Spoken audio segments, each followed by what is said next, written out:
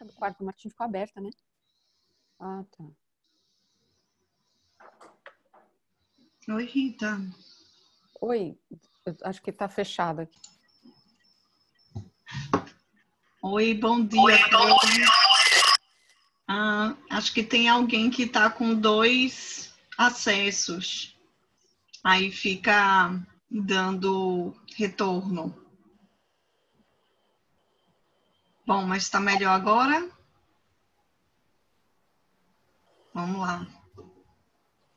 Bom dia a Tem a todos. Sandra Rocha, Sandra Pinto e Sandra Rocha novamente, né? Talvez a Sandra a Sandra tá Pinto 2 vezes. tá 2 vezes. Aí teria que retirar uma para não ficar dando eco.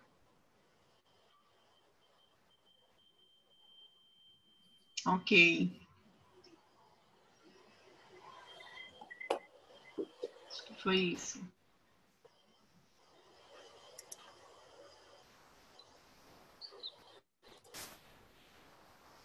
Acho que agora tá correto, Aurora. Tá sim. Então vamos lá. Bom dia a todos aqui. É um imenso prazer a gente receber nossa queridíssima professora Rita Blum, que é uma profissional realmente muito comprometida com o tema, muito atenciosa, e vai nos brindar hoje aqui com seu conhecimento. Nós estamos aí nessa novela LGPD, né?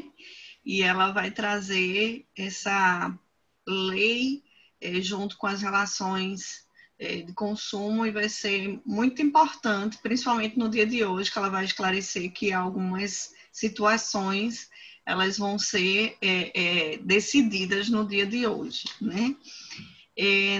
Eu queria só fazer uma introdução muito rápida, porque a atenção e a mestre está aqui na nossa frente, mas realmente algo muito incipiente em relação à questão da Lei Geral de Proteção de Dados, né? Deixa eu ver se eu consigo aqui, eu estou com alguma dificuldade de compartilhar. Bom, acho que não está aparecendo agora.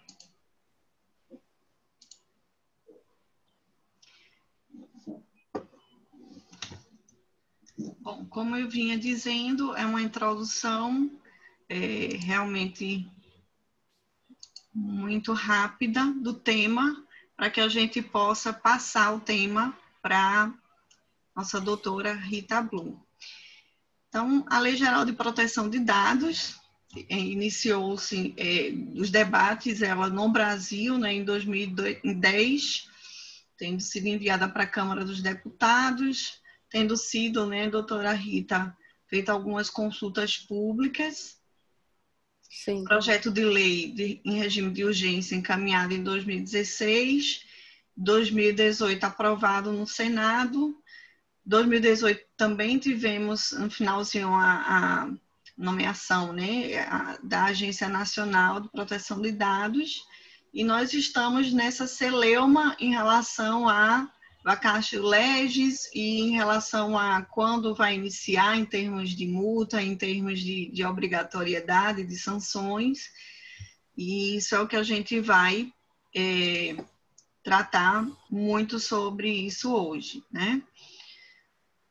Aqui nós temos a discussão que a doutora Rita vai trazer em relação a 959, que visa prorrogar a vacatio legis da Lei Geral de Proteção de Dados, e eu gostaria de enfatizar que a Lei Geral de Proteção de Dados é algo mundial, né, doutora Rita? É algo que a gente não está tratando nível Brasil, é algo que já vem da GDPR e é uma questão planetária, digamos assim, de necessidade de proteção dos dados, e é uma necessidade em relação às boas práticas a efetividade e a inovação.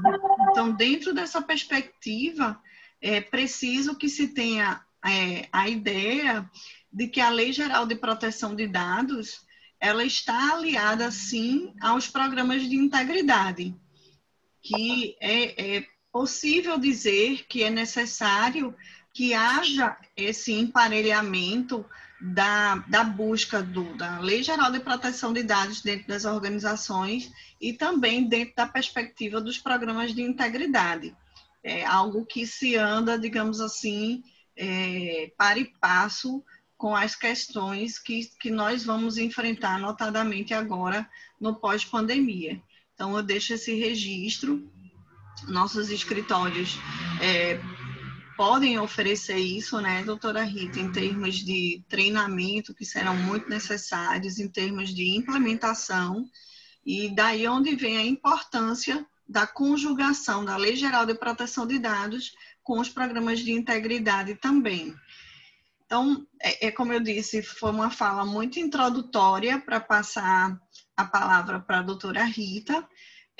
No sentido também, eu sempre concluo com frases de que parece que a gente está falando um pouco sobre algo que não vai acontecer proximamente, ou parece que nunca vai acontecer. Mas o fato é que já está acontecendo. Os programas de integridade, a Lei Geral de Proteção de Dados já é uma realidade. Muitas organizações já estão trabalhando nisso, porque é algo também que admite essa presunção de cultura corporativa. Recentemente, na semana passada, nós tivemos a resolução 73 do CNJ, Conselho Nacional de Justiça, determinando que o Poder Judiciário tome as providências cabíveis em relação à Lei Geral de Proteção de Dados. Então, é algo que está sendo desenhado e colocado efetivamente em prática. E eu trago essa frase do Schopenhauer porque a maioria das pessoas não estão enxergando, estão vendo só aquilo que está no limite ali da sua visão, no feijão com arroz, no dia a dia das organizações, né? E poucas pessoas estão indo além dessa visão. Só que essas poucas pessoas que estão além dessa visão, elas estão iniciando realmente as práticas de integridade e de Lei Geral de Proteção de Dados nas suas organizações, né? Poucas estão tendo essa visão além, né? E nós estamos aqui propugnando essa visão e pedindo para que vocês se juntem a nós para que a gente traga cada vez mais o tema de integridade e Lei Geral de Proteção de Dados à discussão. Então, eu finalizo aqui dando as boas-vindas para a doutora Rita, né, para que ela inicie a sua fala. E eu gostaria de apresentar a doutora Rita, e ela já pode também ir colocando a sua apresentação, né? E é uma grata presença para a gente aqui. Nós estamos iniciando uma nova fase. Nós estávamos mensalmente tratando dos temas de integridade através do Compliance Fora da Caixa. Então, visando estruturar, até porque nós também estamos elaborando bimestralmente a revista Dialética e Integridade, então nós decidimos acoplar o encontro virtual e a revista dentro do mesmo projeto Dialética e Integridade.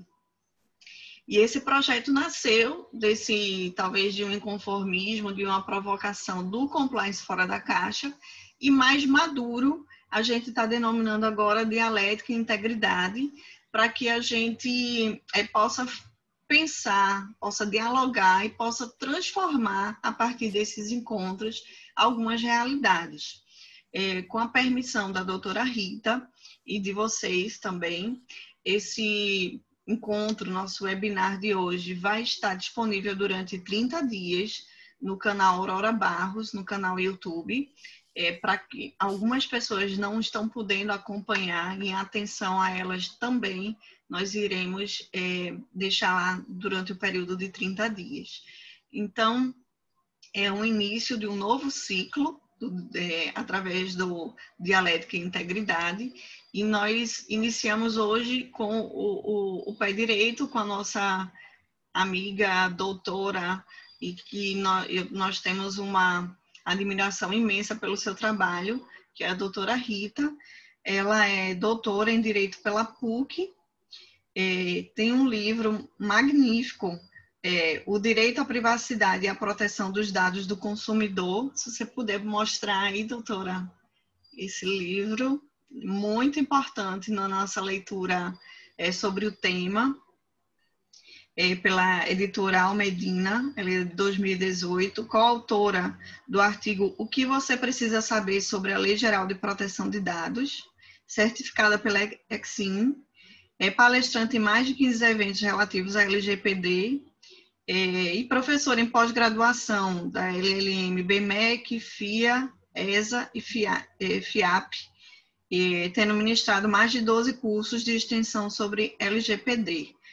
Presta serviço jurídico e projetos de implantação de LGPD. E estará conosco também, defendendo essa matéria, no Católica Business School, no MBA Compliance e Governança, que tem as suas inscrições até a sexta-feira próxima, quando nós teremos a nossa aula inicial.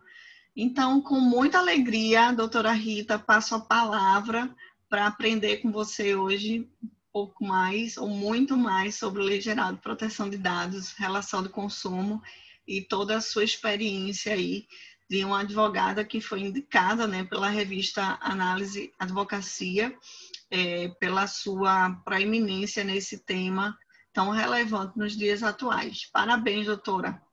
Vamos seguir com você. Obrigada pela apresentação, Aurora Barros, obrigada pelo convite. Bom dia a todos que estão nos assistindo. Estou aqui em São Paulo. Nessa manhã está um pouco frio aqui, por isso vocês estão me vendo de blazer. A Aurora está em Recife, né, Aurora? Está uma temperatura mais amena. Isso. Com relação ao tema, complementando algumas coisas que a professora já colocou, né? Sim, é um tema mundial, nós já são mais de 120 países que contêm dentro do seu ordenamento uma lei de proteção de dados, todos aqueles do Bloco Econômico Europeu e mais outros países ao longo do globo, como o Japão, aqui na América do Sul nós temos a Argentina, o Chile, o Uruguai, a Colômbia, na América Central o México, o Panamá, então o Peru também tem na América do Sul, então diversos países já se atentaram para a necessidade de regular esse tema, em especial porque hoje nós vivemos conectados à internet e na internet o tráfego de dados é muito intenso, né? Então, seguindo aqui na apresentação, para que a matéria não fique assim, a partir de uma coisa muito teórica, eu trouxe um caso prático, que eu vou falar no início, e depois eu vou falar dos elementos essenciais da lei, dos aspectos do encarregado ou Data Protection Officer, que é uma nova função que vai passar a constar dentro das empresas. É uma pessoa responsável pela área de proteção de dados. E aí a gente abre para perguntas da moderadora, que é a Aurora Barros, relacionadas à área de recursos humanos e LGPD, LGPD e marketing, e fases da implementação da LGPD. E esse tema polêmico da entrada em vigor, que todo dia muda, né? Então, a gente vai falar um pouco disso. Estamos perto do fim do prazo de aprovação da medida provisória, né? Vence no dia 26, então até amanhã a gente deve ter um desfecho desse assunto. E aí a gente abre para perguntas do público. Tá? Então, um caso anterior à LGPD, para mostrar que a LGPD, mesmo não estando em vigor ainda plenamente, a gente tem um artigo que a Aurora colocou de 2018, que o Michel Temer aprovou a Autoridade Nacional de Proteção de Dados por meio de uma medida provisória no final do ano de 2018. Esse artigo já está em vigor para justamente a agência, que não era para ser uma agência, mas no final ficou como uma Autoridade Nacional de Proteção de Dados, um órgão e não aumenta o orçamento da União, ele fica acoplado ao Ministério da Casa Civil, e ele vai ter a função de dar o enforcement da lei. Então, como ela tem uma função reguladora e de fiscalização, em especial pelo aspecto regulatório, ela já está em vigor. Só que a gente ainda não tem a composição plena do seu corpo diretivo. Nós já temos 4 conselheiros indicados, mas ainda falta o corpo de gestão, digamos assim. Então, esse até é um dos temas que o Congresso está analisando com o Executivo, que é assim, não adianta aprovar a lei e não ter essa autoridade constituída, né? Então, um dos pontos da negociação é isso, ok, a gente aprova, mas a gente também quer um compromisso do governo de que essa autoridade vai começar a operar o quanto antes, para que quando a lei esteja em vigor, o quadro seja completo. A gente não tem uma lei sem um órgão de fiscalização. Aí um caso que aconteceu, eu trouxe aqui o termo de ajustamento de conduta, um caso no Ministério Público do Estado de Minas Gerais, por meio do Programa Estadual de Proteção e Defesa do Consumidor, o PROCON de Minas Gerais. Ele autuou uma rede de drogarias de Belo Horizonte, foi multada num valor elevado, eu tirei o valor aí para não identificar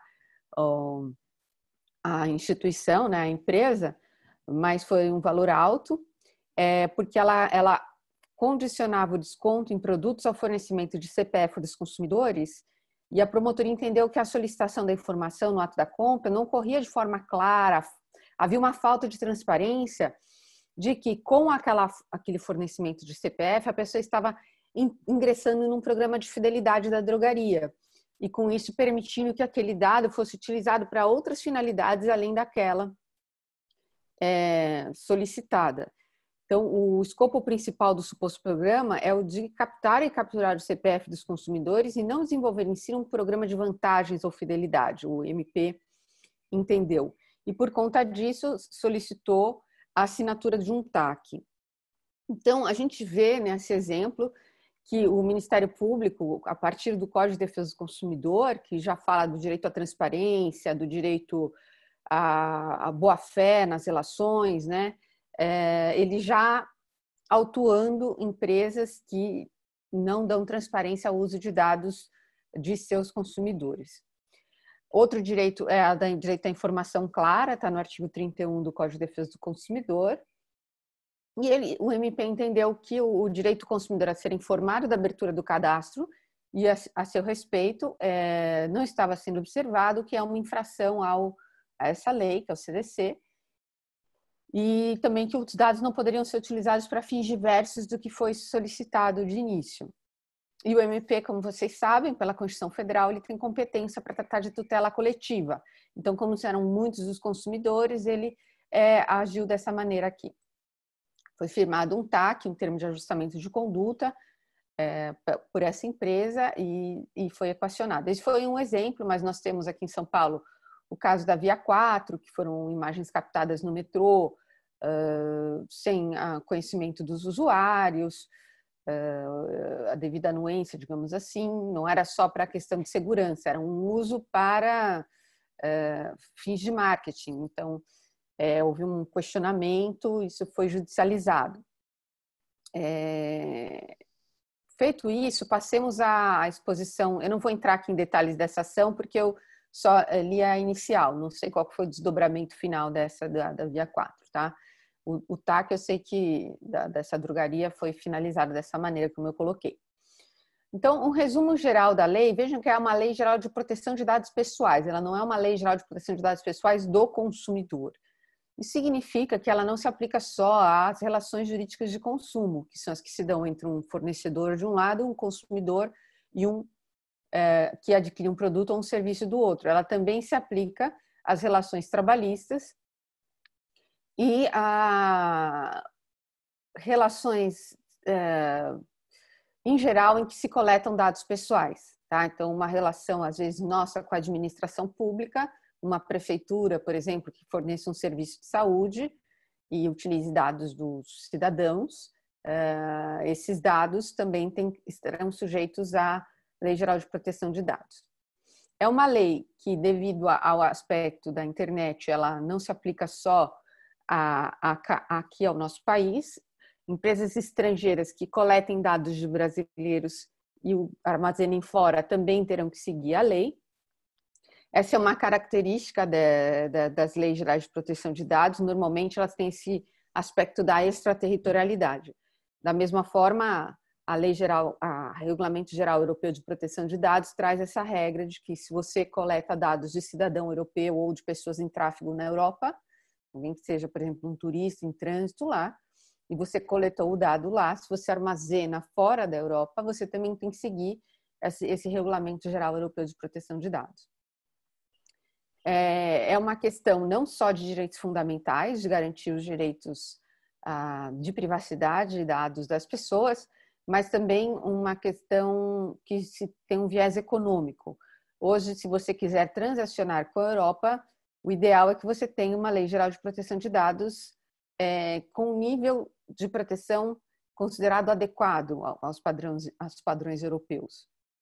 Então, o Brasil está num esforço de ter uma lei geral de proteção de dados também, porque está condicionado o ingresso do nosso país na OCDE a termos uma lei geral de proteção de dados, né? Nós somos o último país do G20 a não ter uma lei de proteção de dados. Então, agora com o ambiente da pandemia, muitas atividades que eram realizadas fisicamente migraram para o virtual e a coleta de dados aumentou, né? Cresceu. Pode ver que muitas coisas que a gente às vezes comprava indo pessoalmente ao estabelecimento, hoje a gente está fazendo a solicitação pelo celular ou pelo computador, e com isso a gente tem que se cadastrar e fornecer dados. Então, mais uma razão de ter essa lei em vigor. Nós temos uma eleição se aproximando também, e na última eleição nós já tivemos o uso do WhatsApp por alguns políticos, então o WhatsApp também utiliza dados, os dados celular das pessoas, né? Então tem a ver também com esse contexto, a relevância de aprovação dessa lei. Quem tem que observar a lei? Tem que observar a lei as pessoas físicas ou jurídicas que utilizam dados pessoais nas suas atividades comerciais. Então, se eu tenho uma agenda como essa aqui de telefone, bem antiga até, mas eu ainda tenho alguns telefones antigos, essa agendinha pessoal, ela não está sujeita a LGPD, porque é um dado que eu não uso comercialmente, são dados de contato apenas, né? Agora, os dados, eventualmente, dos clientes, do escritório, dos sócios de uma empresa ou dos alunos de um curso que eu realizo, já estão sujeitos à LGPD.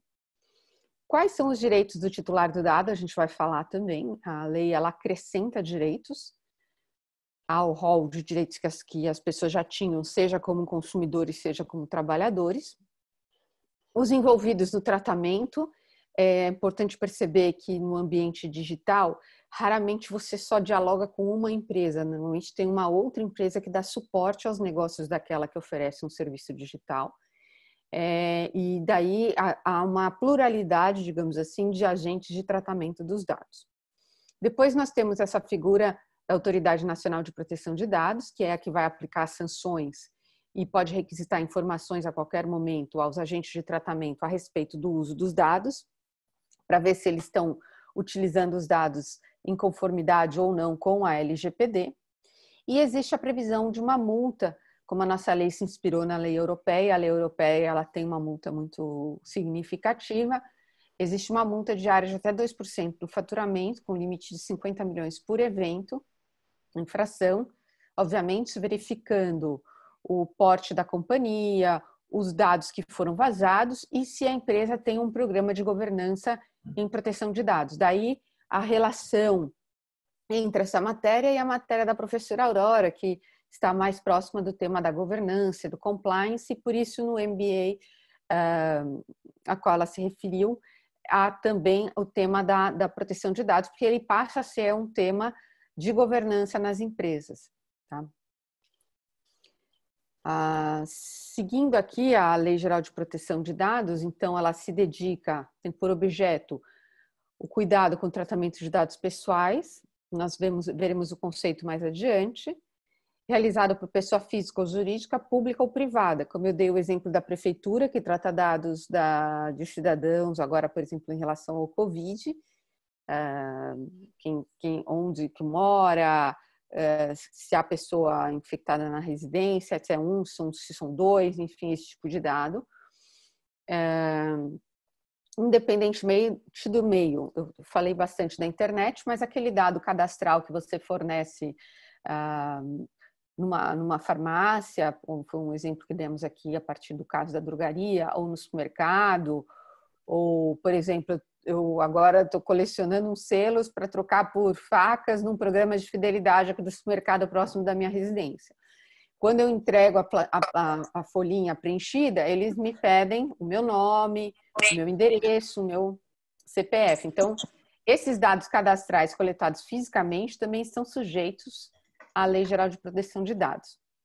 Então, há um diálogo aí entre o CDC e a Lei Geral de Proteção de Dados. Diálogo é uma expressão utilizada por um autor francês, chama Henri Jaime. Ele usa essa expressão para dar a entender que quando as leis elas conversam entre si. Então, nós temos aqui um diálogo possível, como eu tenho esse background na área de consumidor, né? Eu fui mesmo, meu mestrado e meu doutorado são na área de consumidor, com o viés da tecnologia, né? Então, eu identifico pontos de similitude entre esses dois diplomas. Tanto é que eu peguei um exemplo para vocês da área de consumidor, né? O MP de Belo Horizonte, autuando uma farmácia que tem uma relação de consumo, né? Existe, então, um diálogo entre o Código e a Lei Geral de Proteção de Dados. A Lei Geral de Proteção de Dados, ela expressamente fala no artigo, quando ela trata dos fundamentos, que a disciplina da proteção de dados pessoais tem como fundamentos os direitos humanos, ali o livre desenvolvimento da personalidade, a dignidade e a justiça da cidadania pelas pessoas naturais, a livre iniciativa, a livre concorrência e a defesa do consumidor, dentre outros fundamentos. Então, a defesa do consumidor é um dos fundamentos da lei, assim como a livre iniciativa, porque essa lei ela não quer barrar a inovação, ela só quer uma cautela maior com o uso dos dados, porque ela sabe que os dados hoje são o novo petróleo. Então, as grandes companhias hoje, se vocês forem ver, né, elas lidam com dados. Essas grandes companhias de tecnologia, elas têm uma massa muito grande de dados que permite que elas ofereçam serviços correlatos, como o de publicidade, pesquisa, a partir dos dados das pessoas que utilizam os seus serviços. Então, possuir dados das pessoas hoje é um ativo para as empresas. Só que ele pode se revelar um passivo se você não cuidar corretamente desses dados. Se esses dados caírem em mãos alheias, se esses dados forem utilizados para finalidades distintas das quais eles foram coletados de início, você está infringindo as regras dessa lei que vai entrar em vigor em breve. Os novos direitos da pessoa física que seja consumidora e que também se enquadre numa relação em que ela forneça dados, eles vêm elencados no artigo 18 da lei, eu vou falar mais adiante. Antes, vamos falar dos envolvidos. Quem são as pessoas envolvidas nessa lei? Nós temos o titular do dado, que é a pessoa física a quem se referem os dados. Então, muitas vezes eu trabalho nessa área desde 2010, mais ou menos, né? Então, já são aí 11 anos. E em direito do consumidor desde o início da minha carreira, né? Meu primeiro estágio foi no Instituto Brasileiro de Defesa do Consumidor, depois eu trabalhei no Procon, e aí fui para escritórios de advocacia e militei nessa área desde então, quando então, no mestrado, decidi escrever sobre direito do consumidor na internet, e aí fui indo para a área de tecnologia, né? Na qual estou até hoje. Então, o dado é a que se refere, é o dado ele se refere a alguém. Por que eu contei essa narrativa? Porque há uns anos atrás as pessoas falavam assim, as empresas falavam assim, eu tenho um banco de dados de 5.000 nomes. O meu banco tem 5.000 nomes. Como se aqueles dados pertencessem a ela, a empresa, pelo simples fato dela ter organizado aquele banco de dados. Só que, veja, a lei deixa claro quem é o titular do dado. O titular do dado é a pessoa física a quem se refere o dado, não a empresa que armazena aquele dado. Existe uma distinção aí, semântica até, né? é o dado a quem se refere o dado do objeto de tratamento é o titular, tá? Depois nós temos a figura do controlador. O controlador é a quem compete as decisões sobre o tratamento de dados. Isso é o que está no inciso 6º do artigo 5º da lei. Depois temos a figura do operador, é aquele que realiza o tratamento dos dados pessoais em nome do controlador. O controlador, ele coleta o dado e ele acaba compartilhando esse dado com um terceiro, muitas vezes, ou porque armazena em nuvem, ou porque eu coletei um dado, por exemplo, para vender um produto, mas eu não entrego, a minha empresa não entrega, quem entrega é uma empresa de logística. Então, eu forneço os dados para um operador logístico para ele poder entregar. Então, essa pessoa que realiza o tratamento de dados pessoais em nome do controlador também é considerado agente de tratamento. Depois nós temos a figura do encarregado, que é na Regulamento Geral Europeu, ele chama de Data Protection Officer, que é a pessoa que atua como canal de comunicação entre o controlador e os outros agentes de tratamento e também entre o controlador e o titular do dado. Então, se houver um incidente de vazamento e o titular quer saber se os dados dele estão envolvidos naquele vazamento, ele vai entrar em contato com a empresa vai checar com o encarregado se aquela pessoa é cliente de fato e se ela está no rol dos envolvidos no incidente de vazamento. Ele funciona como um ombudsman, um canal de comunicação entre a empresa e o titular do dado. E ele também funciona entre um canal de comunicação entre a empresa e essa figura aqui, que é a Autoridade Nacional de Proteção de Dados, a ANPD.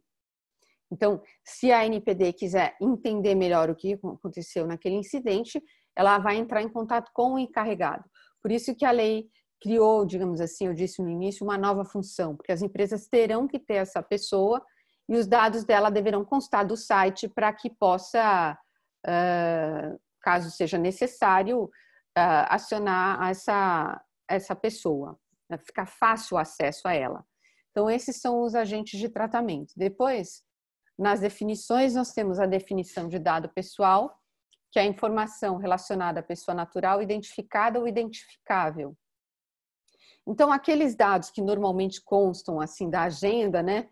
Quando você abre uma agenda, está escrito dado do titular, tem lá o dado do nome, endereço, telefone, e-mail. Esses, evidentemente, são dados pessoais. Mas há outras informações, como o endereço IP, a placa do veículo, o dado geolocacional do celular, que às vezes não identificam diretamente a pessoa, mas indiretamente juntando o dado geolocacional com um perfil de tráfego que você se desloca diariamente, mais o seu local de trabalho, isso permite identificar quem é a pessoa. Por isso, a gente fala de dado que a identifica direta ou indiretamente. O tratamento é toda operação realizada com dados pessoais. Então, engana-se quem acha que a lei só vai se aplicar para quem coleta o dado e arquiva o dado. Aquele que avalia um dado, você é uma empresa terceira de TI que você entra, olha a planilha e fala, olha, na página 3 está errado isso, na página 4. Esse acesso que você teve, ainda que você não faça um download desse conteúdo, já é considerado tratamento.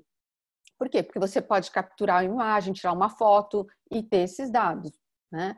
Então, todas essas formas, coleta, avaliação, classificação, acesso, controle, armazenamento, são considerados tratamento de dado.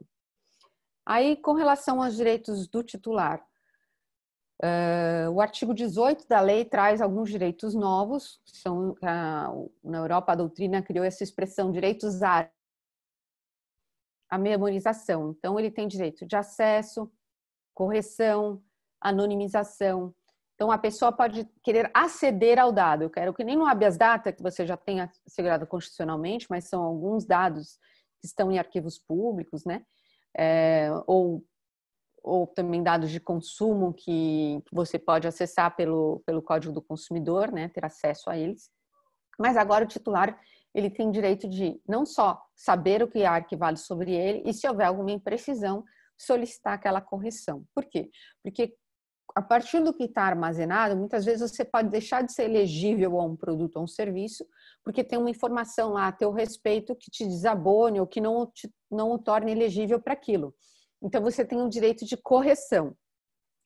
Você também tem um direito de anonimização, que é solicitar que aquela informação não fique mais associada à sua pessoa, desde que, lógico, você já não esteja se relacionando com a empresa. Se ela ainda precisar dos seus dados para poder se comunicar com você, não há possibilidade de fazer essa anonimização. Mas ela pode solicitar, vamos supor que ela consentiu com o uso do dado, mas depois ela não quer mais que seja utilizado, ela pode solicitar, revogar essa autorização e a empresa tem que ter como filtrar e deixar de utilizar esse dado. É o direito de revogação. O da revisão da decisão automatizada é um outro direito, não vamos ter tempo de entrar em detalhes aqui, mas eu quis elencar aqui para vocês verem que é um rol de novos direitos e a empresa ela tem que estar preparada para atender um pedido de acesso a dados pessoais em até 15 dias contadas a data de requisição pelo titular. Então, um call center, um saque, vai ter que estar preparado para isso também. Quem que é o Data Protection Officer? É uma coisa que me perguntam muito, e aí considerando o público da professora Aurora, que são pessoas da área em especial de compliance e governança, o Compliance Officer às vezes quer saber melhor o que faz essa função. Então, o DPO, ele tem algumas tarefas, algumas eu já narrei aqui, como de canal entre a empresa e o titular, e também entre a empresa e a Autoridade Nacional de Proteção de Dados. Existe uma obrigatoriedade de nomeação. Agora, a lei ela foi sendo modificada por algumas medidas provisórias e ela, no final, ficou que o DPO ele pode não ser uma pessoa natural. E, em sendo uma empresa, surgiu a possibilidade de você terceirizar, contratar uma empresa para atuar como DPO na sua empresa. Então, um exemplo que eu uso, só para ilustrar, uma revista, ela tem que ter um jornalista responsável. Só que, normalmente, esse jornalista, dependendo do porte da revista, ele não assina só como jornalista responsável de uma revista, ele também assina como jornalista responsável de mais uma ou duas revistas. Então, você poderá ter uma empresa prestando serviço de DPO. Por isso que essa expressão DPO as a service, né? Como um serviço que você pode contratar.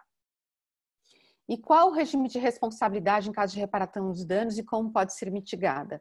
Bom, esse tipo de preocupação existe, porque o nosso Código Civil, a rigor, a lei não trata do DPO como aquele que vai responder, sim como aquele que responde em caso de incidente de vazamento é a empresa controladora ou o operador, quando ele descumprir a lei ou as orientações da empresa controladora. Então, vamos supor, eu compartilho o dado com uma empresa de nuvem e ela não resguarda adequadamente o dado, aí ele responde solidariamente com o controlador. Mas se eu compartilho e ela resguarda corretamente, o incidente de vazamento ocorre no meu contato, ali no manuseio dessa ferramenta, não tem responsabilidade do operador, aí eu vou ter que responder.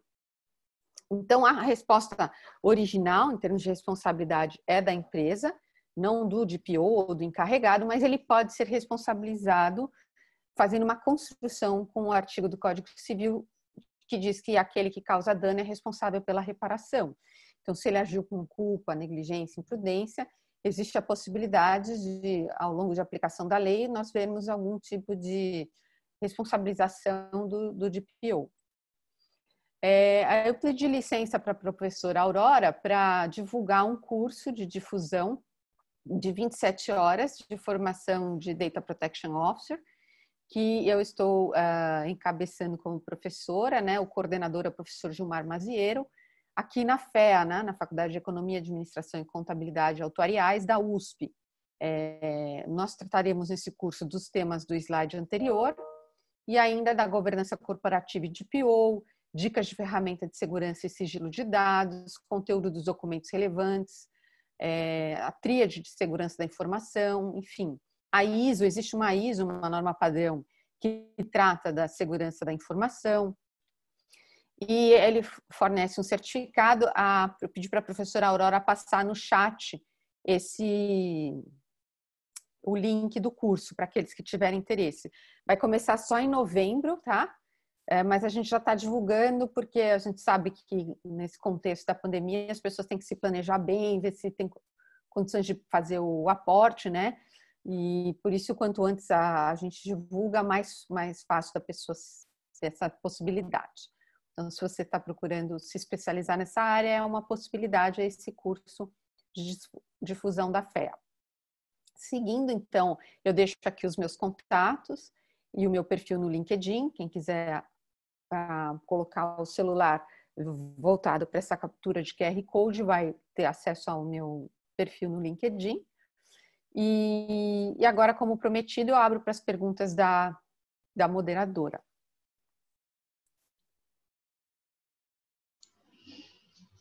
Ótimo. Parabéns pela exposição, Rita, doutora Rita. Algumas eu fui tendo, até havia anotado aqui, e você respondeu a questão que muito se conversa sobre o DPO como terceiro, né? A partir do momento que houve a possibilidade de organizações assumirem esse papel. Eu vou fazer uma provocação, não assim, que pode ter ficado também alguma dúvida com relação ao encarregado. O encarregado teria que ser alguém de dentro da organização mesmo, não teria essa possibilidade de termos encarregados em diversas empresas. Então, a versão inicial da lei falava no encarregado pessoa física, né? Mas na versão final que ficou, Aurora, a resposta é o oposto do se eu passei essa ideia, está errado. Existe a possibilidade, sim, né, do encarregado atuar como fora, né? O encarregado, ele diz assim, o artigo 41, a identificação e as informações de contato devem ser divulgadas publicamente, cabe a ele aceitar reclamações e comunicações dos titulares, prestar esclarecimentos, orientar os funcionários da empresa e os contratados da entidade a respeito das práticas a serem tomadas no que tange a proteção de dados. E futuramente a autoridade poderá estabelecer normas complementares sobre o encarregado. Mas no conceito de encarregado, que está lá no artigo 5º, não existe mais a figura de ser uma pessoa física. Encarregado é pessoa indicada pelo controlador e operador para atuar como canal de comunicação entre controladores e titulares de dados e NPD. Então, ele pode ser uma pessoa jurídica também. Então, você pode contratar uma pessoa jurídica para ser o encarregado da sua empresa.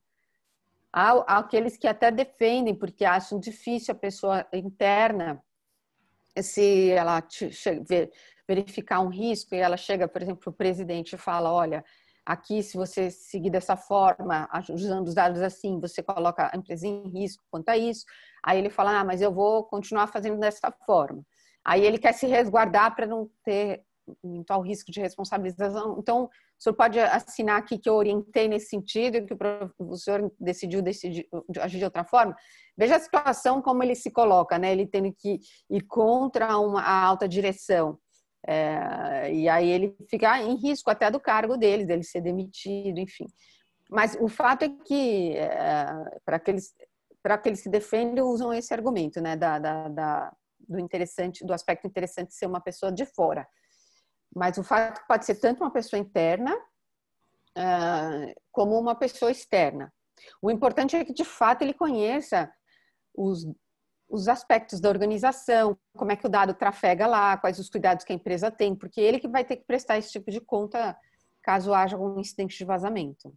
Ok. Uma outra questão, ainda está fora do que nós tínhamos aliado com relação a perguntas, mas que eu queria aproveitar aqui esse espaço, é o seguinte, doutora Rita, há sempre também um questionamento se são dados efetivamente só os dados digitais. Não é só os dados digitais, seriam todos os dados, aquela A gente até brinca assim, aquela papelada em cima da mesa, né? Arquivo morto. Eu vejo que existe muita informação, assim, tem organizações que são mais sensíveis, notadamente aquelas que lidam com a informação relacionada à saúde, né? Prontuários e tudo. Então, assim, fica alguma dica, alguma orientação, digamos aqui, notadamente para esse campo da saúde, que é um campo mais sensível em relação não só aos dados digitais, mas aos dados independente do seu meio, mas que devem ser protegidos. Você pode falar um pouco sobre isso? Eu lembro que eu fui num curso, acho que há um ano ou dois atrás, e esse foi um ponto muito sensível. Tinha algumas pessoas da área de saúde e ficaram muito preocupadas no quanto de trabalho que elas terão para se organizar em relação à LGPD. Você poderia falar um pouco sobre isso? Sim, essa pergunta me dá a oportunidade de fazer uma distinção entre os dados pessoais e os dados pessoais sensíveis. Então, a lei, ela faz uma distinção entre aqueles que são dados pessoais, como aqueles que identificam a pessoa, e aqueles que têm um potencial, ela não usa essa expressão, quem usa é a doutrina, tá? De discriminação. Os dados de origem racial ou étnica, convicção religiosa, opinião política, filiação a sindicato, organização de caráter religioso, filosófico ou político, dados de saúde ou a vida sexual, dados genéticos ou biométricos, quando vinculados a uma pessoa física, são os dados sensíveis. E a área de saúde, ela lida muito com esses dados, tá? Hoje mesmo eu estava ouvindo na Rádio Eldorado, aqui em São Paulo, que é vinculada ao Estadão, uma matéria com um profissional da área de seguros e ele se posicionando, dizendo que com o incremento da tecnologia, muitos dados de saúde das pessoas hoje estão acessíveis aos planos. E ele entende que os planos não devem utilizar esses dados, que às vezes não são de clientes deles, são dados que estão no mercado, para verificar se vai colocar um preço de apólice alto, a fim de que porque aquela pessoa, pelo perfil dela de consumo de medicamento ou histórico que está no mercado, não que a pessoa abriu quando ela fez lá o preenchimento da ficha, ela consegue mensurar por cálculos que ela tem um maior risco de contrair o câncer. Então, para que eu vou para o plano? Talvez não seja interessante ter aquele usuário, porque ele vai ser mais caro. Então, eu ponho um valor mais alto. E aí ele fala que, na opinião dele, esses dados não deveriam ser utilizados por essas empresas, esses dados que estão no mercado. Então, esse é um exemplo de dado. Na área de RH, que era uma das perguntas que a gente tinha pensado em formular aqui, a pessoa que lida com RH, ela acaba tendo contato com muito dado sensível. Por exemplo, dado de saúde da pessoa, ou até para cumprir uma cota, ela tem informação sobre uma deficiência daquela pessoa. Às vezes a gente não sabe que aquela pessoa tem uma deficiência, às vezes ela tem uma deficiência visual ou uma deficiência estrutural que o colega de trabalho não sabe, mas aquela pessoa está numa situação de cota, por exemplo. Esse tipo de dado é considerado sensível. Por quê? Porque ele tem um potencial de discriminação. Então, esses dados a gente tem que ter mais cuidado. Quais são as dicas? As dicas na área de RH é orientar mesmo, né, dar um awareness, né, conscientizar as pessoas da área de RH da empresa que a gente vai passar a ter uma lei geral de proteção de dados e que esses dados, em especial, a gente tem que ter cuidado com eles. Também dados financeiros, né? Por exemplo, a pessoa é um desembargador aposentado e hoje ele integra o corpo de advogados de um dado escritório. Uma vez eu vi na caixinha de saída de um funcionário da área administrativa o imposto de renda desse advogado em cima da caixinha. Então eu olhei assim, passei porque eu estava no almoço e vi e estava lá o quanto ele recebia de rendimentos como aposentado do tribunal. Então, esse tipo de informação não tem que estar em cima da mesa, é uma informação sensível, porque ela coloca a pessoa, expõe a pessoa, né? Então, esses cuidados a gente tem que orientar. Hoje existem várias formas de fazer isso de um jeito amigável, não só revisando o contrato de trabalho, criando uma cláusula de cuidados com dados, mas também com informações, né, na impressora, colete o que você imprimir, política de mesa limpa. Eu trabalhei para uma empresa de segurança da informação. Eles tinham um hábito, a gente foi treinado para, antes de ir embora, limpar a mesa, guardar nas gavetas, não deixar papéis em cima da mesa, porque você pode estar tratando de uma informação que... Tudo bem que amanhã, no dia seguinte, você vai precisar dela de novo para continuar o trabalho, mas ela não precisa ficar em cima da sua mesa enquanto você não está ali. Então, são alguns cuidados que você pode ir treinando o pessoal para que eles... para minimizar o risco de incidente de vazamento dentro da empresa, né? Ótimo. Pegando o gancho da tua consideração aí sobre recursos humanos e marketing, que são áreas fortemente atingidas pela Lei Geral de Proteção de Dados, né? Você já deu algumas dicas aí para profissionais que atuam nessa área. Nós temos aqui alguns profissionais que atuam, eu identifiquei, e é muito nesse sentido, né, Rita? É a proteção realmente do dado que não é seu. Aqui, como você bem falou, as organizações diziam, meu banco, eu tenho 5.000 pessoas no meu banco de dados.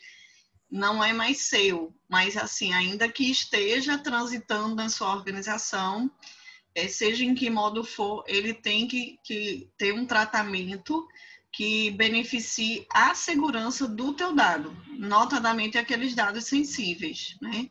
E essas políticas que você falou, mesa limpa, eu sempre falo muito isso nas organizações, porque fica muitas vezes, tudo bem, ali quando se está trabalhando, óbvio, você vai estar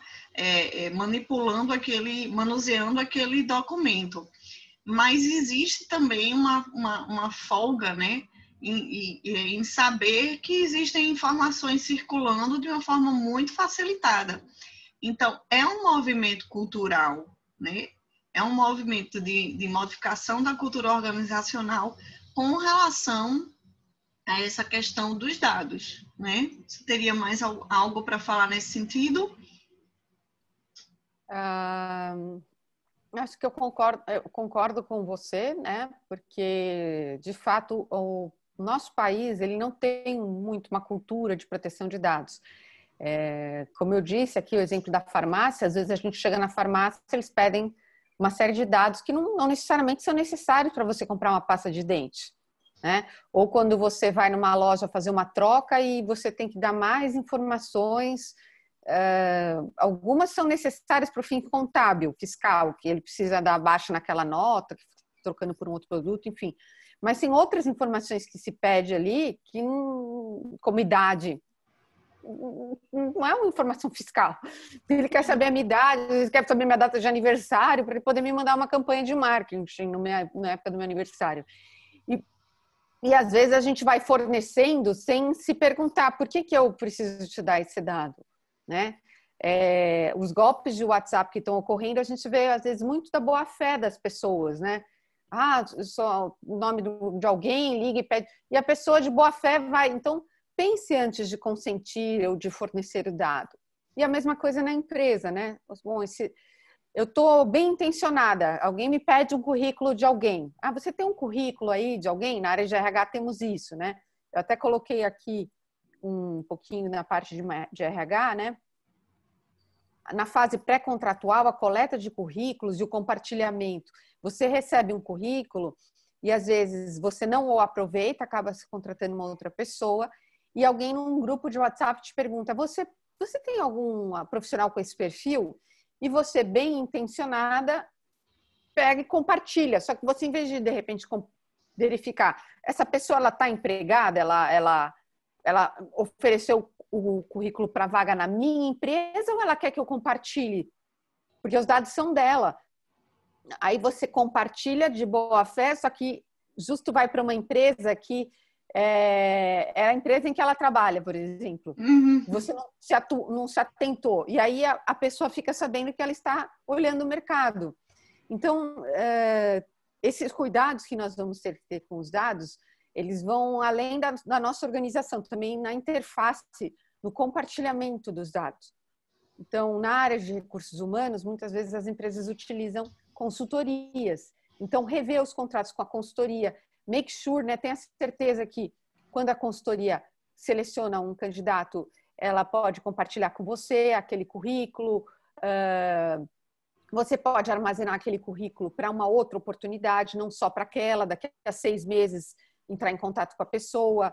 Eu, por exemplo, já passei por uma situação de um concurso em universidade que você fica na lista de reserva, eles falam, você poderá ficar para o próximo semestre ainda usarmos o seu currículo. Então, eles dão essa transparência, que é a candidatura é para aquele semestre e para o semestre seguinte, né? São boas práticas para que você atenda o princípio que a gente chama da lei, da finalidade, né? Você tem que dar transparência, como que você vai usar o dado, por quanto tempo você vai armazenar, e esse tipo de coisa você pode, um dos princípios é a finalidade, outro é a necessidade, né? Limitar o tratamento ao mínimo necessário para a realização de sua finalidade. Então, deixando transparente, olha, eu vou precisar para esse semestre, mas também posso aproveitar para o próximo semestre. Ô, doutora Rita, e ter a questão do consentimento muito clara, né? Sim, a questão do consentimento, no caso da fase pré-contratual, ela é relevante, porque você ainda não tem... Na verdade, a lei ela tem 10 hipóteses de tratamento de dados, o consentimento é apenas uma delas. Só que se você não for se basear no consentimento, você tem outras hipóteses. Você pode falar, eu tenho para cumprir uma obrigação contratual. Para eu poder entregar o produto na sua casa, eu preciso compartilhar teu endereço. Então, um desdobramento daquela relação. Eu consigo construir. Para eu cumprir numa relação contratual de RH, para eu cumprir uma regra do e-social, eu preciso compartilhar seu dado, um dado pessoal seu com o INSS. Então, isso eu estou cumprindo uma obrigação legal ou regulatória, eu não preciso do consentimento. Uhum. Mas nesse caso do currículo, como você bem lembrou, é a partir do consentimento que eu faço esse compartilhamento, né? Então, a coleta de currículos e compartilhamento é com base principalmente no consentimento. Perfeito. E na fase pós-contratual, também há que se atentar, porque eliminar o dado também é tratar, sabe, Aurora? Então, a gente tem que ter um cuidado junto com a área de tecnologia. Quando eu armazeno um dado, já prevê, olha, eu vou daqui a 1 ano, não vou mais utilizar esse dado, eu posso parametrizar a máquina para ela descartar aquele dado depois de um tempo, né? Porque existe o tempo da contratação, existe o tempo da necessidade também do pós-contratual, de você ter aquela documentação e dentro desses prazos prescricionais, se você ficar com a documentação fora do ambiente legal, né, fora da permissão legal, e houver um vazamento, você obviamente terá problemas porque você não tem defesa do motivo de você estar com aquele dado, né? A lei, boa pergunta, numa palestra que eu dei semana passada, tinha uma pessoa justamente preocupada com esse tema. Então, se você ainda tiver num prazo prescricional de uma ação trabalhista, você pode guardar, porque uma das hipóteses de tratamento é o exercício regular de direito. Para eu poder me defender numa ação judicial, eu preciso ter o dado armazenado. Vamos supor, o histórico de atraso ou de advertências. Eu tenho que ter isso guardado para, se a pessoa ingressar com uma ação trabalhista em face da empresa, eu ter como fazer prova de que, na verdade, se deu uma justa causa ali por conta dessas circunstâncias. Então, faz sentido eu guardar. A lei foi sensível e abriu essa possibilidade. Só que se for fora do prazo prescricional, aí você pode ter um problema, de fato. Porque qual que seria o motivo de eu guardar se, numa preliminar de mérito, eu posso arguir para a pessoa, olha, está fora do seu prazo de ingresso com a ação. Então, não teria mais... A não ser que Eu também fiquei pensando nisso, a não ser que guardar o dado do desligamento seja necessário para eu poder mostrar a data. Aí sim, Aham, é sim. um argumento da preliminar de mérito, então, para eu ter para o exercício regular de direito, eu poderia. Para você ver que Mas tudo tem que ser muito bem analisado e estudado, né, doutora Rita? Cada dado, cada é, situação, né? Não pode ser assim, por isso que para a gente não ter a Lei Geral de Proteção de Dados como algo, me perdoe fazer essa crítica, mas como algo como às vezes compliance tem. Faz um código de conduta e o compliance já está existindo. Faz na LGPD, faz as alterações nos contratos e a gente já existe a Lei Geral de Proteção de Dados na empresa. É muito mais granular do que essa superficialidade, né?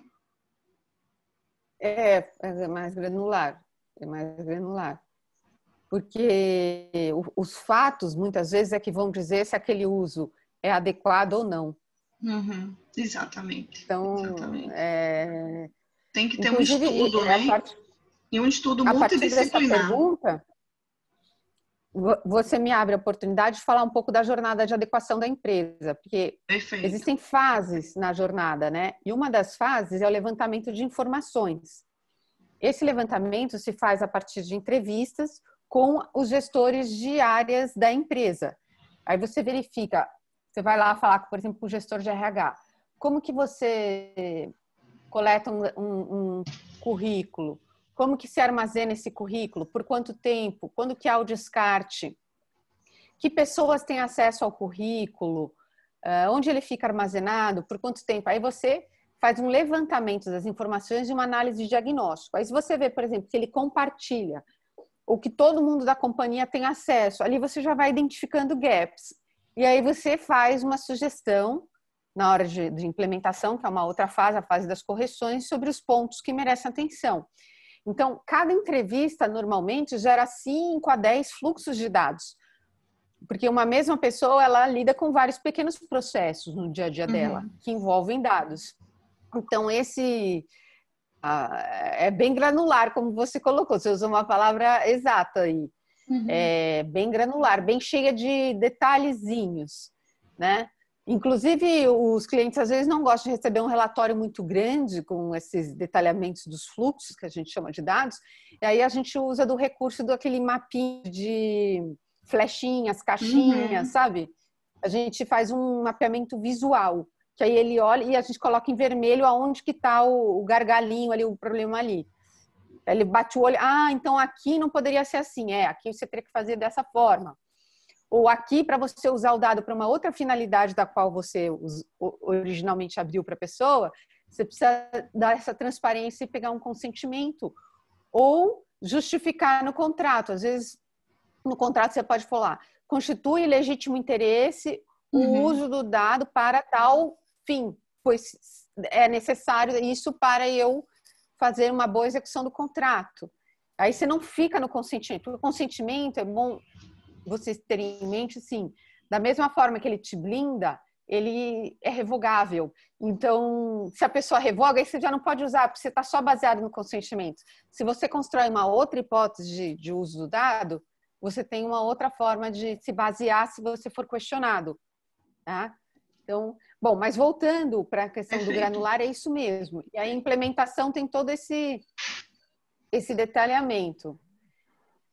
E aí, por fim, a questão do treinamento e monitoramento, porque às vezes você mudou o documento, né, como você falou, do código de conduta, né, só que você não treinou as pessoas.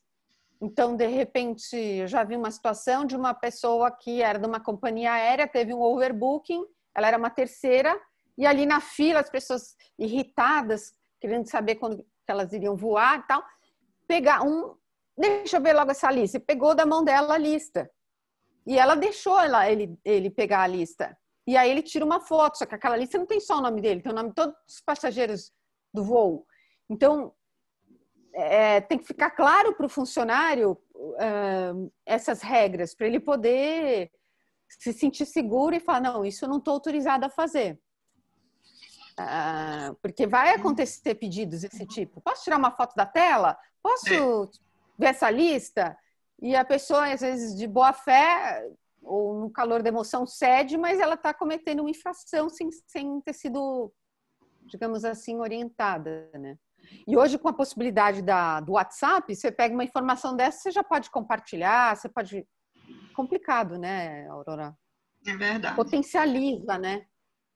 Então, daí a importância do treinamento. Outra coisa que a gente sugere é criar um comitê, porque não é só o encarregado que vai saber, cada um na sua área sabe também, o cara de segurança da informação, a moça do comercial, como ela usa a lista de nome de clientes.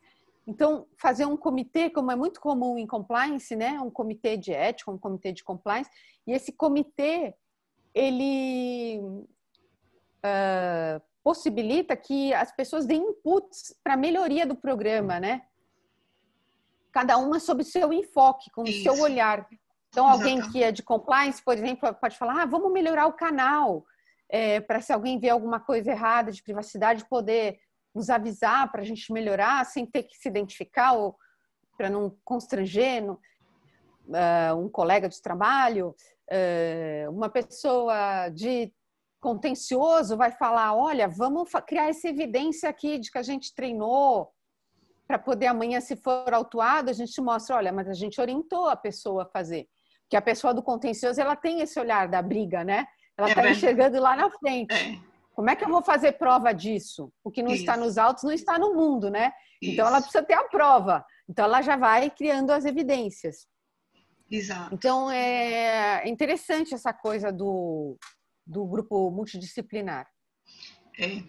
E eu vejo assim, desde o início, eu vejo a LGPD algo que também traz para a organização aquele movimento que eu acredito que cada vez mais deva ter nas organizações, que é a convergência para objetivos, para que haja o comprometimento, para que haja esse aculturamento do diálogo, que é o que a gente está fazendo aqui, né? Que o Dialética e Integridade é justamente para pensar, dialogar, transformar.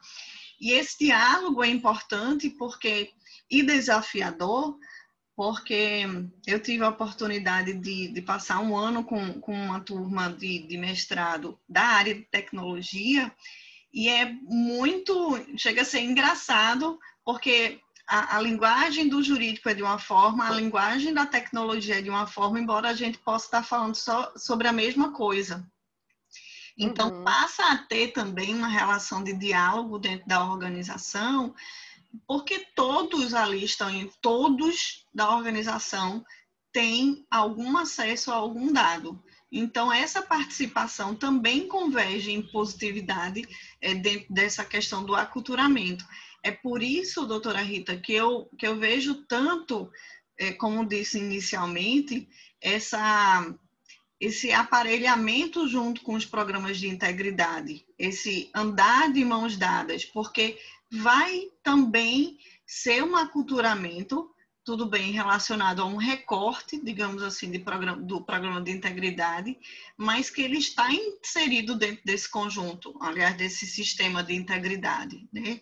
Por isso que eu vejo essa relação muito próxima e essa multidisciplinaridade a gente aproveitar dentro também dos sistemas de integridade, porque o sistema de integridade não é do departamento de compliance ou de integridade ou do comitê de ética, é de todos, assim como também o cuidado com os dados, não é isso? Sim, existe...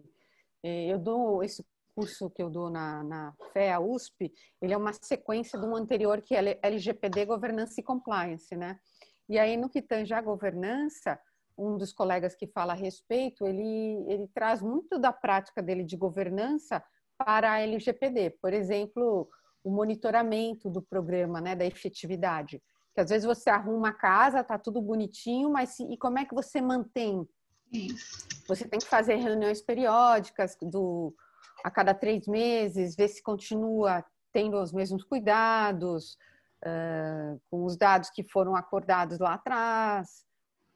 E a única coisa, Aurora, é que lá na Europa tivemos uma questão de uma decisão de uma autoridade belga que viu um conflito entre acumular na mesma função o compliance e o DPO, mas isso dentro da legislação europeia. Aqui no Brasil a gente ainda não tem isso já, digamos, essa discussão posta, né? Porque a nossa lei fala muito pouco do que quais são os requisitos do encarregado. É uma boa discussão, mas eu é acho que é muito discussão. chapéu para uma pessoa só, né?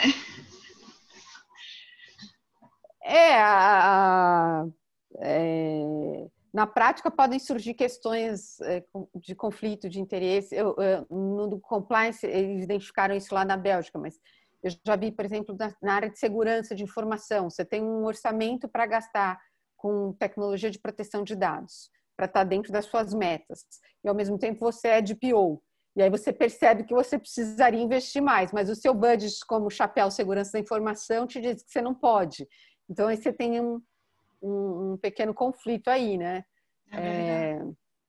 Então, o ideal é ter essa independência, inclusive aquelas coisas que a gente fala em governança, né? The tone from the top, os cuidados com privacidade, não tem só do funcionário, tem que ser da alta direção. Isso. A alta direção também, quando sai da sala de reunião, apaga o que está naquele flip chart, né? Você deixa todo o que você falou. Teve uma situação de um diretor de uma empresa que ele tirou uma foto no final da reunião, de boa fé, né? Para mostrar que havia tido aquela reunião do grupo, só que a lousa toda com segredos da companhia ali atrás, e postou isso. E aí ele foi chamado a atenção, porque ele acabou expondo a companhia, né? E, enfim, tem várias coisas do compliance, por exemplo, o tema da vulnerabilidade, o tema da reputação, que guardam... Veja, se os mais jovens, eles usam muito tecnologia, né? Eu digo os mais jovens, aquela geração dos 18 aos 35, 40, eles usam muito tecnologia. E se você vaza o dado deles no banco digital, por exemplo, será que aquele cliente continuará sendo cliente do banco ou ele sai do banco? Há pesquisas que dizem que se ele sente essa insegurança, essa vulnerabilidade, ele não usa mais o serviço. Então, esse dano reputacional à marca também, que é próprio do compliance, também se aplica aqui no LGPD. E às vezes a gente percebe que são pequenas coisas que você poderia ter orientado que já reduziriam o risco. É uma mentalidade de pensar com privacidade. Geralmente... De repente a pessoa te pediu um currículo, mas será que eu preciso disponibilizar no grupo de WhatsApp? Será que eu posso escrever para a pessoa que mandou o currículo? Olha, tem uma pessoa aqui precisando de uma pessoa com seu perfil. Te interessa? Pronto, já tem aí o consentimento. Às vezes, um passo atrás que você dá e você faz a coisa corretamente, né? É verdade. Então, é algo para... Eu acho que agora a gente teria que abrir, talvez, para perguntas. Isso, mas já estamos nos encaminhando para os minutos finais. Temos uma pergunta aqui da Sandra Rocha. Ela nos cumprimenta a todos aqui, bom dia. E ela pede se você poderia comentar sobre o acesso de terceiros aos dados. O que pode ser feito para a proteção da empresa, além das condições contratuais? Tá. Além das condições contratuais. Bom, Sandra, obrigada pela pergunta. Você está conosco aqui desde o início, né? Então, até tinha preparado aqui um slide que fala um pouco da proteção contratual. Não sei se eu trouxe aqui. Bom, o fato é que existe uma relação, vou voltar nesse slide aqui, dos agentes de tratamento, tá? Então, você vai ter o controlador e o operador. O operador seria esse que, às vezes, vem acessar para poder prestar um serviço. Uma empresa de facilities, por exemplo, que venha na sua empresa e vai ter acesso para fazer limpeza, ou você também tem acesso a dados da companhia dele. Mas você perguntou sobre acesso de terceiros, né? Que Isso. cuidados tomar? Além das condições contratuais. Bom, tem que ter, no contrato existem regras que você vai ter que... Essa palestra que eu dei na semana passada foi para um grupo de empresas de infraestrutura. Então, eles têm mais preocupação com contratos propriamente do que relação com o consumidor. E eles me pediram para detalhar bem o que tem que constar do contrato. Então, a cláusula que a gente já falou aqui, a possibilidade de auditoria para ver se o que ele diz que tem de segurança ele de fato tem.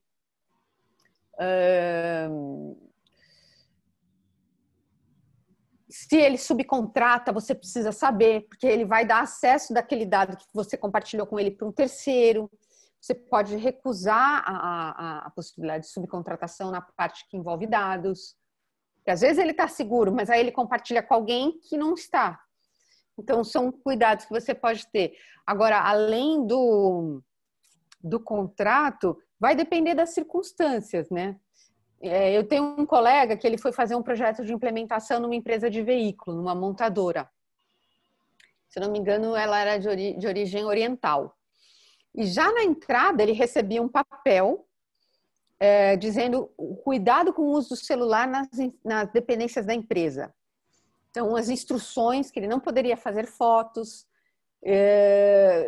Assim, inclusive, acho que deram para ele um adesivo para ele colocar na câmera do celular.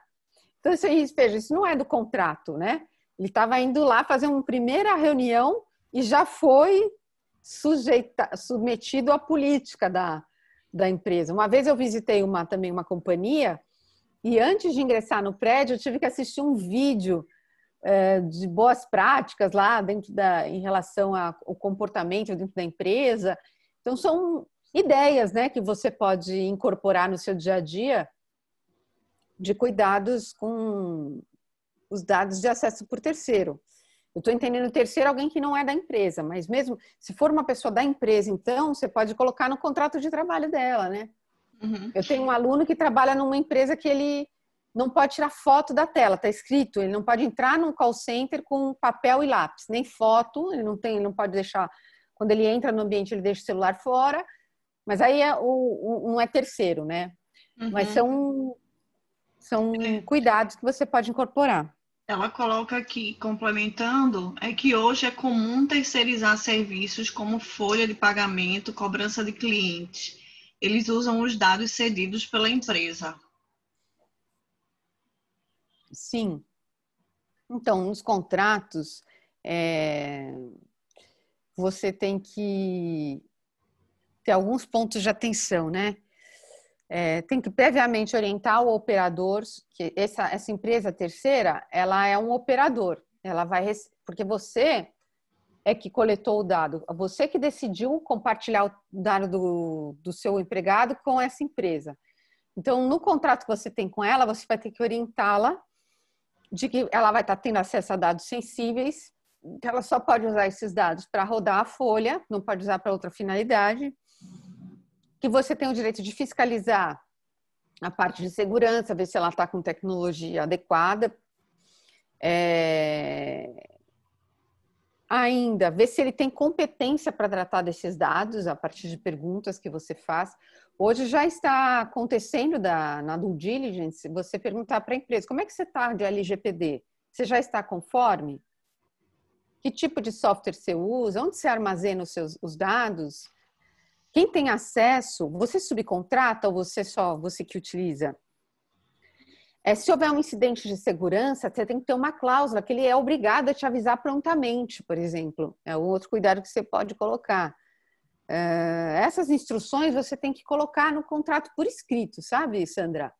Porque a lei diz que se ele não cumprir as obrigações contratuais, ele responde solidariamente. Mas se você não o orientou e ele agiu de uma forma que depois você questiona como não sendo adequada, também houve uma falha sua de documentar que você uma falha de não ter orientado, ou que se orientou, não documentou. Tá? Por quê? Porque vocês têm que ter como prestar contas dos cuidados que vocês têm com os dados, né? Eu dei um exercício prático outro dia, encerrando um curso, justamente nesse sentido, para os alunos. Era um site interno da companhia de acesso a benefícios, que você poderia comprar medicamento, produtos da empresa com desconto.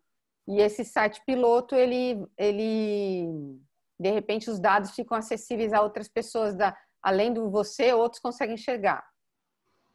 E aí tem uma suspeita de que na operadora tenha vazado também dados. Como que você sabe disso? Porque ela estava obrigada contratualmente a avisar, se ela descobrisse que houve um incidente, te avisar, para você poder tomar as providências, né? Então, esse tipo de cuidado é melhor que conste do contrato.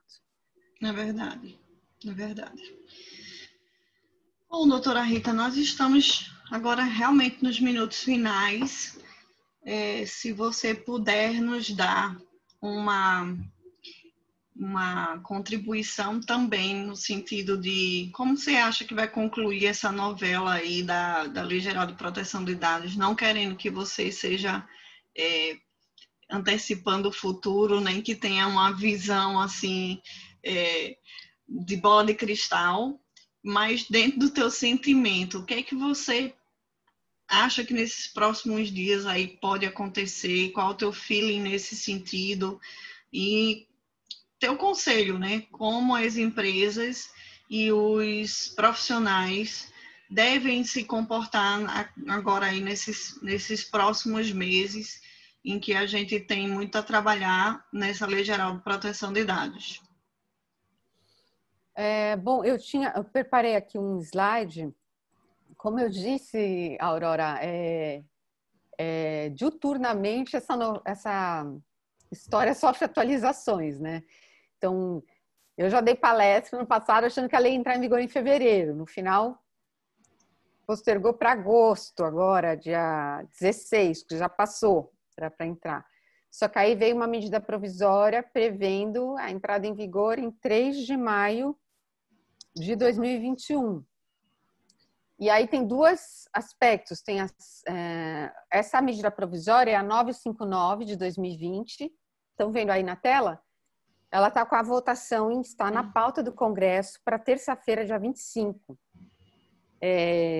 Se convertida em lei, a maior parte dos dispositivos da lei, que tem vacatio legis prorrogada para maio, então ficam com a aplicação suspensa até maio. O dispositivo das sanções, que é aquele que eu falei da multa de 2% e outras sanções administrativas, não as sanções cíveis, e essas já vão poder ser judicializadas tão logo a lei esteja em vigor. Fica postergado para 21 de agosto de 21 não, agosto de 2021. 21 é o ano, não é o dia. Agosto de 2021. Agora, se a MP não for votada, ela caducar, então a regra original da lei de que ela entraria em vigor em agosto, que é esse mês em curso, poderia se aplicar. Mas o sentimento, você perguntou, é de que ou bem vai haver uma... E aí, para complicar, como eu disse diariamente, hoje eu recebi num grupo de WhatsApp uma notícia que saiu no jornal Valor Econômico, depois vocês procurem, sob a manchete: LGPD deve entrar em vigor em 1º de janeiro de 2021. Governo aceita acordo para aprovar MP que adiou o funcionamento da Lei Geral de Proteção de Dados. Então, existe um acordo aí para que a lei entre em vigor já a partir do fim do ano. Então, passou 31 de dezembro, ela entraria em vigor, inclusive, diz aqui, com as sanções. Então, eu precisaria ler com mais calma aqui, mas a rigor, o cenário que nós temos é esse que eu coloquei no slide, né? Se a MP for convertida em lei, então entra em vigor em 3 de maio, a maior parte dos dispositivos, e o dispositivo da sanção fica para agosto de 2021. Mas há essa possibilidade de Legislativo e Executivo realizarem um acordo, não seguindo o que está na MP, e ela entrar em vigor já no início do ano que vem. Mas esse é um cenário recente, é da semana passada para cá que surgiu essa esse tipo de discussão. Mas ele não é impossível se está se colocando e saiu no jornal, porque a gente tem, como eu disse, as eleições municipais, e pode ser que para os parlamentares seja interessante ter uma LGPD já em vigor antes de maio, né, no início do ano. É verdade. Então, o cenário é esse. O recado para as empresas é: um projeto de adequação, ele leva um tempo para ser implementado. Então, e ele tem um ganho indireto para a empresa, que ela organizando a casa, ela descobre às vezes produtos e otimizações de linhas que ela não tinha visibilidade. Então, é muito arriscado deixar mais para frente. Acho que o momento é esse mesmo. As empresas, eu sei que elas estão no momento de pandemia também, sofrendo com a crise econômica, mas os projetos que ficaram congelados lá no início de fevereiro, março, que foi quando começou, final de fevereiro, perdão, março, eles estão voltando agora, as empresas estão voltando a procurar os escritórios, pedindo para se adequar justamente porque elas estão percebendo que, de fato, a lei veio para ficar, ela vai entrar em vigor em algum momento e não é muito longe. E para você implementar, dependendo da empresa, demoram algumas semanas, né? Eu tenho projetos assim de 6 semanas, porque você tem que fazer toda aquela análise diagnóstico, depois adequação, aditivos em contratos. Depende também muito da empresa, né, doutora Rita? Varia muito também esse prazo de implementação de acordo com a empresa, né? Se for uma empresa grande, pode ser um tempo, inclusive, de meses, né, para se adequar. A gente tem uma empresa, por exemplo, que foi no nosso curso falar, que é uma grande varejista de carnes. Ele está há 1 ano e ele ainda não terminou, né? Mas é uma empresa de 70 mil funcionários, uma empresa muito grande, né? Então, acho que o cenário é esse. E também as empresas estão pedindo para saber como é que você está em termos de LGPD. Isso. E aí, se você não tiver adequado, você pode deixar de ser elegível ao contrato numa renovação, né?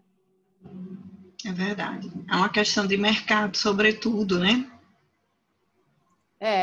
Eu vejo como um investimento que você faz em proteção de dados, na verdade, não como um gasto apenas, sabe? É um ativo da empresa, você ter os dados organizados e protegidos. Tanto é que está tendo uma corrida agora no mercado atrás de profissionais com qualificação em proteção de dados. Alguns alunos me procuram e falam: professor, agora eu saí da empresa e estou indo para um escritório como advogado especialista, vou participar de projetos de implementação. A gente percebe essa movimentação. Doutora Rita, a gente já está passando um pouco, mas dá para você falar um pouco sobre o seu curso? Qual é a proposta do curso? Sim, o curso aqui, né? O curso, até esses dias, dando uma aula, me perguntaram, então a governança corporativa e o encarregado. É um curso que quem dá sou eu, a professora Rita, que sou professora doutora, né? Tenho um livro nessa área. Temos também um professor convidado na área de compliance, que é pós-doutor na área, o professor André Carvalho. Temos um outro, que é um advogado de escritório que implementa projetos, assim como o meu, ele também implementa. E ele tem a formação de engenharia, além da formação de advogado. Então, ele também vê a parte de fluxo dos dados, como mapear, dar dicas mais práticas. Porque como a lei já está aí há um tempo, a ideia do curso é dar a visão mais pragmática das coisas, como colocar isso em prática na empresa, né? Eu vou fazer a parte de formulários e políticas. Eu tenho alguns livros que eu trouxe da Espanha sobre essa parte de documentos que já tem que estar prontos no caso de incidente de vazamento. Então, esses tipos de formulários também. E boas práticas de segurança da informação, quem dá é um professor da área de segurança da informação, o Celso Colli, que vem com a parte de ISO, a tríade da segurança da informação, que é a integridade, disponibilidade e confiabilidade do dado. Porque não basta ter o dado tem que estar disponível quando você precisa aceder a ele, né? E as ferramentas também, que hoje você tem alguns softwares que te auxiliam. E aí na aula dele ele vai falar desses softwares também. Então é um curso bastante completo, porque ele tem essa visão mais prática e com outros vieses, não só o viés jurídico. Então ele não se destina só a advogados, pessoas de outras áreas, administração, segurança da informação, também são bem-vindos. Ótimo. Inclusive, o que a gente percebe, tem até um aluno meu da primeira turma, o Rui, que está nos assistindo aqui, é que quanto mais diverso é o público, mais ricas são as discussões, sabe? Porque aí um fala sobre um enfoque, o outro fala de um outro enfoque. Aquela coisa da multidisciplinariedade que eu enfatizei ao longo da apresentação. O curso é de 27 horas, às terças e quintas, então em um mês ele se esgota, começa dia 3 de novembro e finaliza no final, na última terça-feira de novembro. Perfeito. As inscrições já estão abertas nesse link, USP Digital, no sistema Polo. A inscrição não é a matrícula, a pessoa se inscreve e aí ela vai receber o programa completo, com a bibliografia, tudo para ela fazer uma análise, ver se ela de fato deseja. E aí você chegou a compartilhar aqui no... Compartilhei tá, sim. já compartilhou. Tá. Ela faz uma pré-inscrição, a Maiara, que é a pessoa da área comercial, manda o programa e ela pode decidir se tem interesse. E a gente também dá desconto para grupos e para inscrições antecipadas e viabiliza o parcelamento até 4 vezes, se for agora em agosto, né? Perfeito. Então, obrigada pela oportunidade de falar do curso. Obrigada a você, doutora Rita, pelo ensinamento. Foi muito elucidativo, aprendi demais, escrevi muita coisa. Eu espero também, tenho certeza que todos aprenderam. Vai ficar gravado num período de 30 dias lá no canal YouTube, para quem quiser rever ou quem não pôde ficar desde o comecinho. Eu quero agradecer a todos vocês que ficaram aqui com a gente. A participação foi do começo ao fim maciça e com participações muito boas, perguntas muito propícias para a gente esclarecer mais. E a ideia é essa, que amanhã a gente vai ter mais com Luiz Domingues e Elisa Brits, e sobre programas de integridade, também questões práticas. E a ideia é essa, pensar, dialogar, transformar, porque dia a dia a gente precisa avançar em todos esses assuntos e nós estamos à disposição para isso. Nós temos também a revista digital Dialética e Integridade, então quem tiver interesse pode entrar em contato conosco através do e-mail advaurora.barros@gmail.com, solicitando a do mês de agosto, e a nossa próxima edição, a segunda, já está sendo encaminhada e vai ser muito legal também no mês de outubro. Mas a de agosto participou a Elise, a Adriana, qualquer dia desse aí a doutora Rita também participa. Eu sei que ela está produzindo muito nesse retorno às implantações de LGPD, mas teremos aí a oportunidade de tê-la conosco. Então, sigo agradecendo, desejando uma boa tarde a todos. Daqui a pouco já é boa tarde, e que a gente possa se encontrar amanhã, no mesmo horário, da mesma forma, agora com assuntos também relacionados a sistemas de integridade. Eu agradeço a todos, deixo a doutora Rita para as suas considerações finais, para a gente finalizar e deixar o pessoal ir almoçar para a gente começar a tarde com tudo aí nos nossos sistemas de integridade, Lei Geral de Proteção de Dados, ética, nossos desafios diários. Bom, uma palavra final, eu acho que eu tenho que agradecer, né? Começamos com algumas pessoas, já chegamos a um número significativo agora de participantes. Agradecer a todos que estão nos ouvindo. Eu sei que o tempo é valioso. Me coloco à disposição. Vocês já têm aí o meu contato no LinkedIn, se quiserem alguma pergunta complementar. E aqueles que tiverem interesse no curso de GPO, será um prazer tê-lo como aluno ou tê-la como aluna ao longo do mês de novembro. Obrigada, professora Aurora Barros, pela oportunidade. Eu amo compartilhar o meu conhecimento. Como vocês viram, eu faço com todo o prazer e com cuidado. Então, muito bom que tivéssemos tido uma boa audiência nessa manhã. Uma boa tarde a todos. Obrigada, doutora. Boa tarde a todos. Um abraço, saúde. Tchau, Saúde, é tchau. verdade. Tchau.